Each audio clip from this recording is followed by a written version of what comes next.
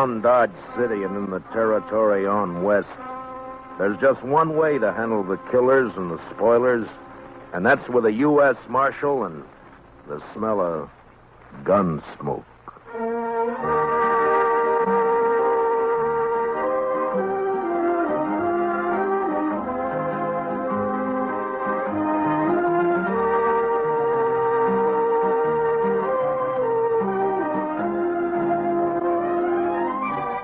Gunsmoke, starring William Conrad.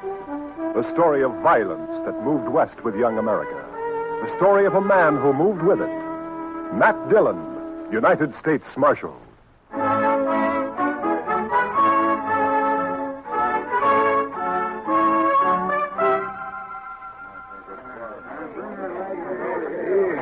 Howdy, Marshal. Hello, Mr. Biggs. Can I give you a hand? No. This is the last batch here. Hey, wait till the flies get to these buffalo hides in the morning and be enough vultures overhead to keep the place in shade for a week. Yeah. You'll sure have your hands full by tomorrow night. It looks that way. When these boys turn them hides into cash, they'll bite the corks out of every bottle in town. And some of them look mean enough sober. Yeah.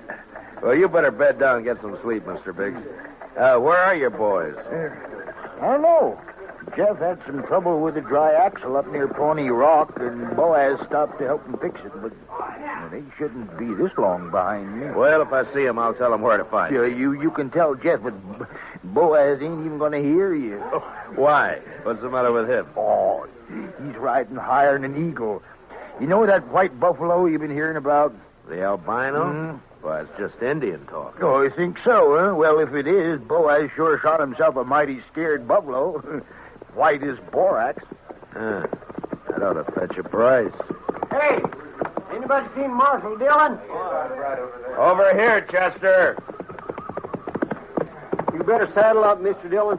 What's the matter, Chester? Indian trouble.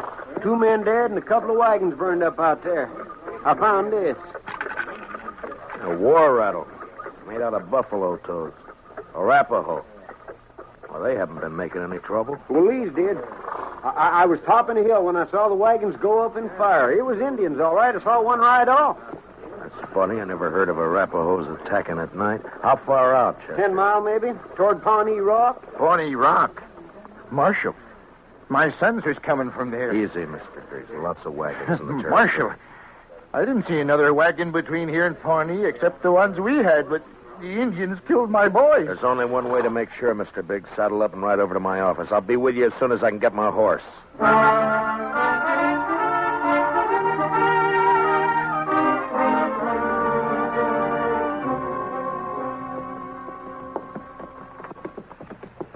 I cut back through those button willows over there when I spotted the wagons being fired. We must be close to it, then. Just over there. Right down yonder. See him? Yeah. I see him. We rode up and dismounted. The last glint of hope in Mr. Biggs' eyes died. His boys were there, all right. And it wasn't nice to see. Kill him. I'll get him, please. I'll murder every redskin in the territory. We got to bring your sons in, Mr. Biggs. You know what the morning's going to be like. You don't want to leave them out here. Now, come on. Hey, look. Down there by the stream. Yeah, 4 of them. They're not saddle horses. Mr. Biggs. Mr. Biggs. You recognize those horses down there? Yeah. I know them. Teams belong to Boaz and Jeff. Indians must have cut them loose from the wagons before they fired. Doesn't that seem curious to you, Chester? In what way, Mr. Dillon? Why didn't they take the horses with them? Yeah. What are you thinking, Marshal? No burned hides in those wagons. So they stole them. Yeah, they stole them. But Boaz and Jeff both have their rifles there beside them, and the horses are left behind, too. Horses and guns are the first things Indians would go for. What are you looking for, Mr. Dillon? Those buffalo hides weren't carried off without wagons. Yeah, here. Marks the 2 other wagons here, and they're fresh. I didn't see any other wagons, only these. Well, they'd finished and gone before you got here, Chester. Well, yeah, but I'd have caught up to any wagons on the trail to Dodge. Did you go by regular trail? Well, no, I figured the Indian I saw wasn't alone. I didn't want to get bushwhacked further on. You didn't see any Indian, Chester. But, Mr. Dillon, just as plain No Indian would leave guns and horses. This job was done by white men. It didn't take anything that could be recognized or identified. You mean somebody's in Dodge by now? With the hides my boys worked and sweated to get? I'm afraid so, Mr. Biggs. There'll be more than 300 buffalo hunters there by morning. Could be any of them. We'll find the right ones. Oh, how? The albino. Whoever killed your sons will have that white buffalo hide.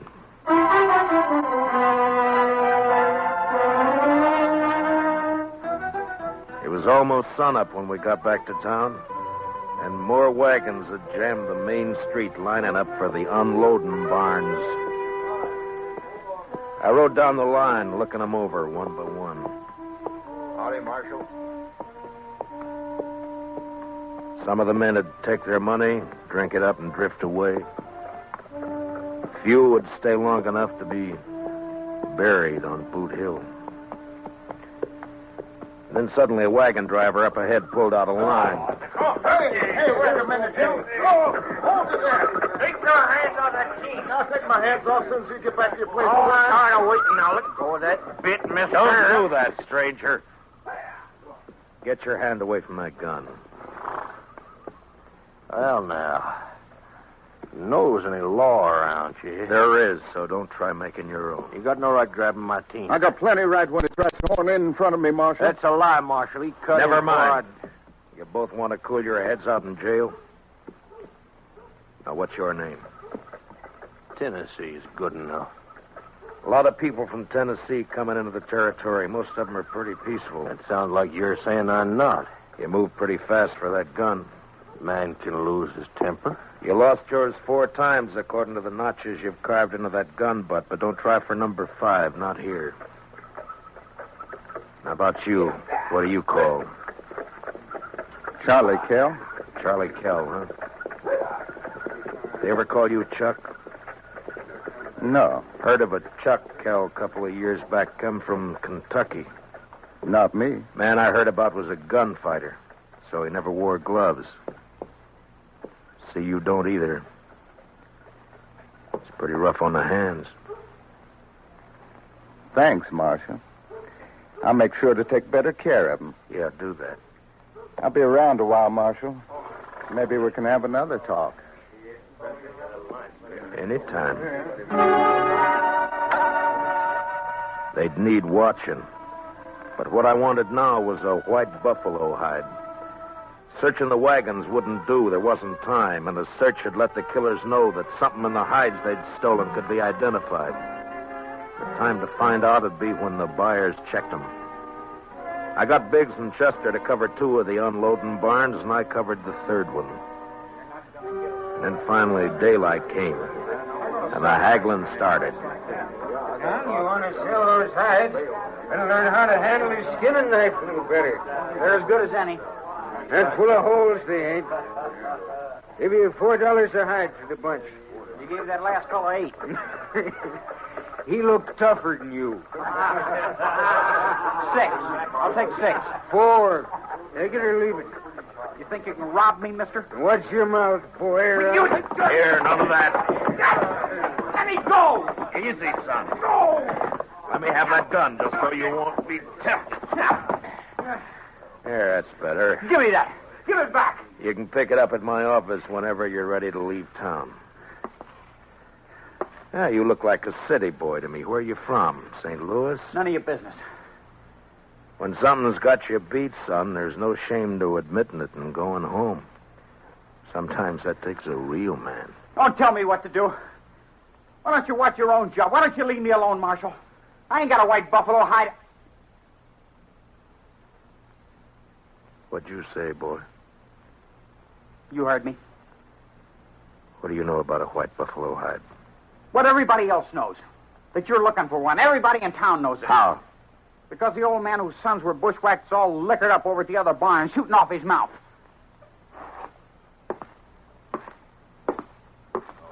Don't go away mad, Marshal.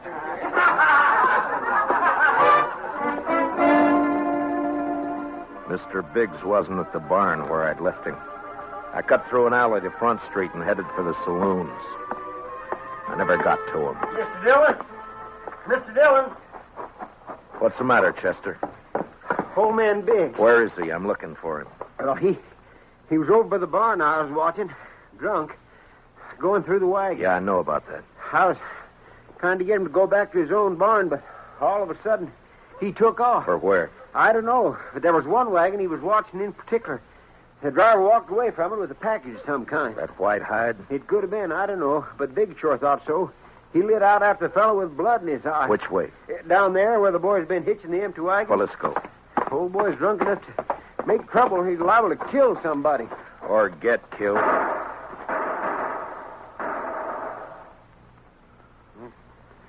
Too late, Mr. Dillon. Yeah. It came from there behind that row of wagons. You stay here, Chester. Be careful, Mr. Dillon. When I rounded the corner wagon, Mr. Biggs was sprawled across a wagon tongue, his eyes dead and open, staring at the ground. And standing over him was Tennessee, a smile on his face, and his gun extended to me butt first. Looks like I'm in the mighty trouble, Marshal. He's dead, Tennessee. That's more than a mite. You take my gun for a while. You mean until after you hang? Wasn't figuring to be that serious. Not when a drunk follows me out here and throws down on me. If you're figuring on self-defense, forget it. Look at his gun. It isn't even cocked. Well, it's out of his holster, Marshal. That's enough. Law don't say I have to wait till he kills me. You'll have to make a jury believe that. Well, I shouldn't have much trouble doing that, Marshal. What are you doing here, Mr. Kell? Oh, I just happened to follow Tennessee out here. Why? Well, you broke up our little argument in town. Thought I'd get him alone here. See if maybe he was still nursing a grudge he wanted to settle. But the old man beat me to it. Now, Tennessee here ain't exactly a friend of mine, as you know, but I hate to see any man hang when he ain't guilty. Is that your personal verdict, Mr. Kell? That's right, Marshal. The old man threw down on him, and Tennessee had to kill him in self-defense. Chester, Yes, sir, Mr. Dillon? which one of them had the package? This one. This is the fellow the old man was after. All right, Tennessee, where is it? I don't know anything about a package. Look in the wagon, Chester.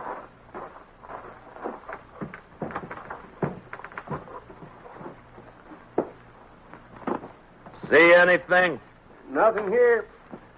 I reckon you can give my gun back to me now. All right, Tennessee. Here. Thanks. But if you decide to use it again while you're in Dodge or any place else in Kansas, I hope I'm there when you do. Well, now, don't you fret, Marshal. I'm sure you will be.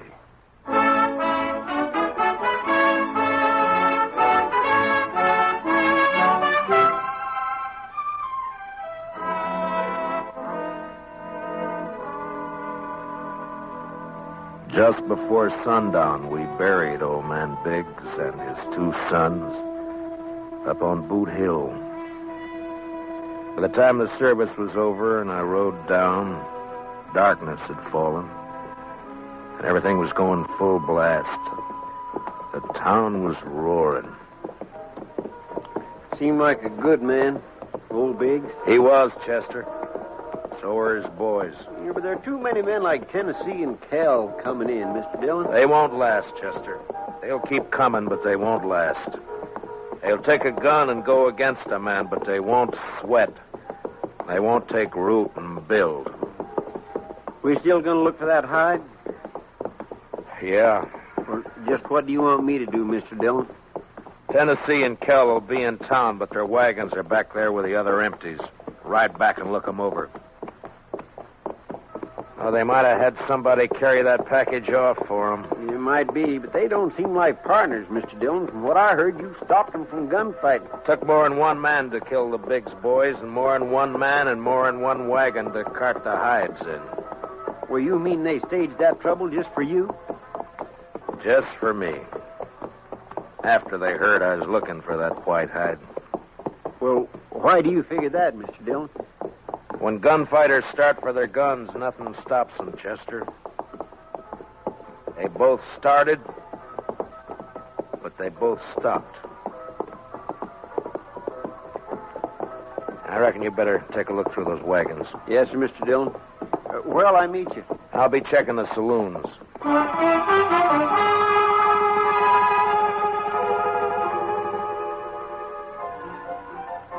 One by one, I made the stops. The Long Branch, the Alafraganza, the Texas Trail. And one by one, they got quieter as I went in.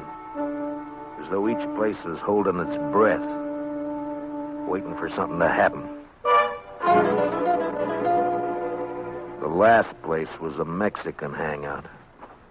A long, dark walk.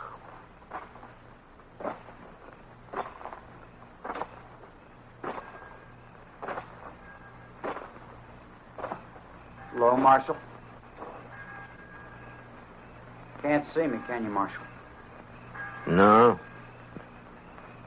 No, I can't see you, son. Too bad. Because I got another gun. They sell them around here. And I ain't going back to St. Louis. You'll fire once, son, and if you don't kill me with that, and I'll kill you. I'll gamble on that, Marshal. Marshal!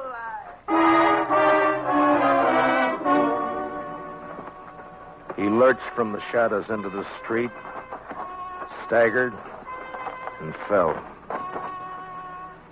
And then he rolled over on his back, and his eyes struggled for a minute like they were trying to remember something. And then he went blank. Well, he was right about one thing. He wasn't going back to St. Louis. Well, what do you know? The marshal's real handy with a gun. Stay out of this, Kell. But I may have something to talk over with you later. Meaning what? If you don't know, then you got nothing to worry about. I've been hearing a lot about how fast you are with a gun, Dillon. Anything to it? I'm still alive. Yeah. This your hobby, shooting kids? He was old enough to try to kill me. I don't like it, Marshal. That's too bad, Mr. Kell. The Chuck Kell I heard about would have loved it. They said he'd killed 2 kids under 16, one of them his own brother. No, you didn't hear the whole story, Marshal.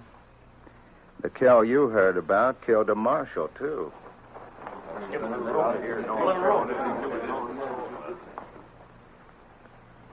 You made the bid, Mr. Kell. And you got a gun. Use it or I'll take it away from you. Come and get it. Anytime. Here it is.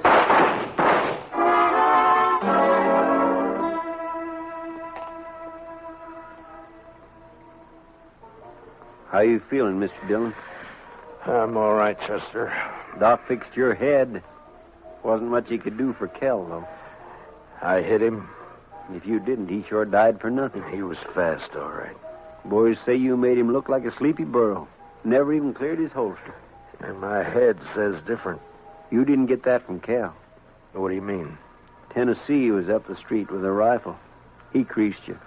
Huh? Where is he now? I don't know, Mr. Dillon. He rode out of town before I could stop him. I was the only one who saw him. I was coming up street to find you. All right. Let's get out of here. Did you find anything in the wagons? No, sir. But I found Tennessee's wife. Wife? That's right, Mr. Dillon. In a small wagon next to his. He's a squaw man. His wife's an Indian girl. Well, let's find her.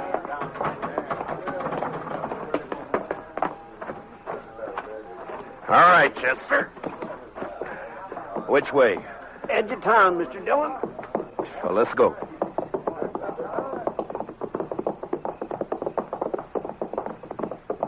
You talked to the wife? Yes, sir. Found out Tennessee and Kell were friends, all right.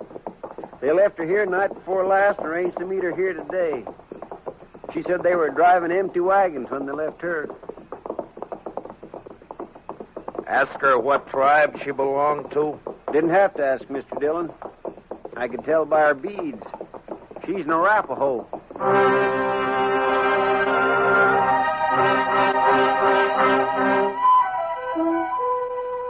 She was there, all right. Crouched by the wheel of a wagon. Her face was bloody, and she stared into a small campfire, rocking back and forth without a sound. She wasn't beat up when I left her, Mr. Dillon. Where's your husband? He gone. Gone where? He gone. Tell me which way he went, and I'll bring him back to you. No. You lawman. Your husband had a white buffalo hide, didn't he? Tell me. No. Other man killed white buffalo. Then your husband took the hide away from him? He buy. He buy hide. He didn't buy him. He killed 2 men to get him. He killed with Indian paint on his face. He left an Arapaho war rattle. He wants the blame to come to your people. If the white men think the Arapahoes are on the warpath, the soldiers will come. No. Arapaho peaceful. Where's the white hide? What'd your husband do with it? He tell me. Bury it. Where? Where's it buried? There. Back there. By tree. Go dig it up, Chester. And then stay with her till I get back. You going after him, Mr. Dillon? As soon as she tells me which way. All right, Mr. Dillon. You're white man. No good. Now tell me which way he went. You let him go.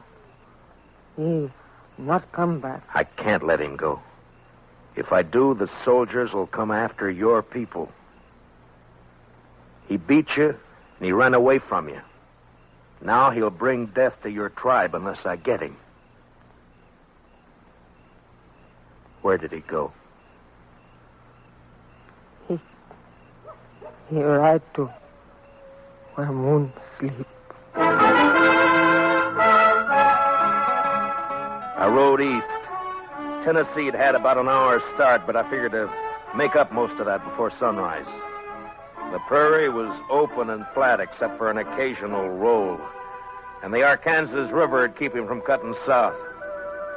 His best bet for a fresh horse would be Kinsley, and I rode hard for it. It was just turning daylight when I rode in.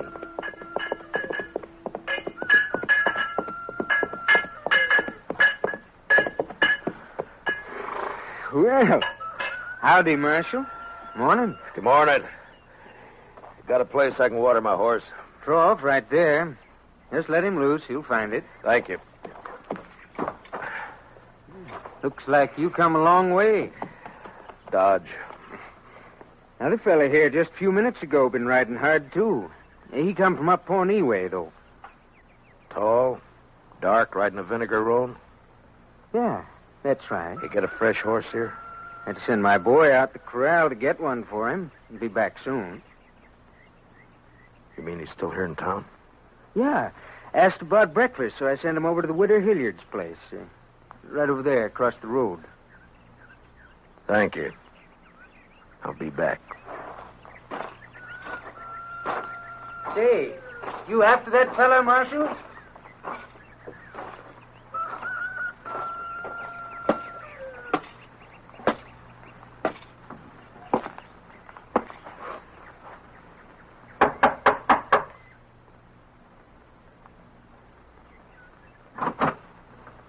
Yes? Understand you're serving breakfast, ma'am. Why, sure thing, Marshal.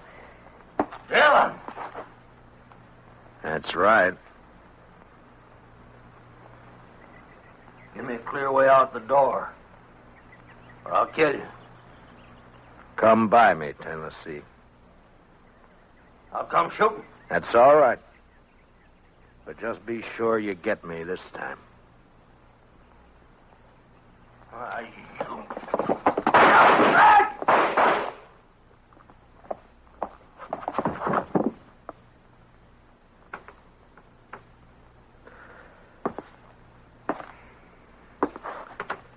You hurt, ma'am? No, I'm all right, Marshal.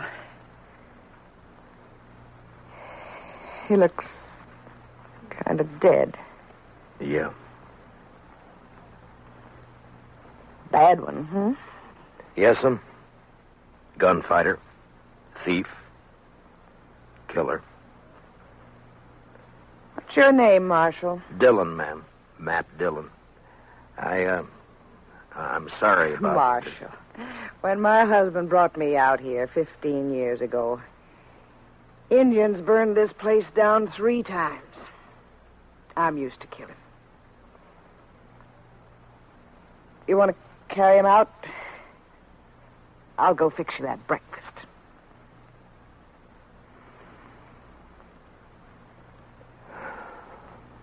Thank you, ma'am. It's a long ride back to Dodge.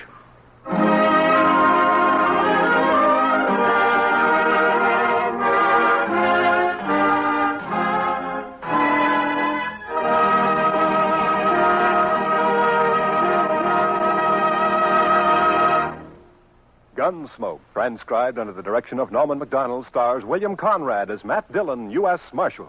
Tonight's story was specially written for Gunsmoke by Joel Murcott, with music composed and conducted by Rex Corey. Featured in tonight's cast were Stan Waxman, John Daner, and Larry Dobkin, with Sam Edwards, Lillian Baeff, Tom Holland, and Mary Lansing. Parley Bayer is Chester. Join us again next week as Matt Dillon, U.S. Marshal, fights to bring law and order out of the wild violence of the West in Gunsmoke.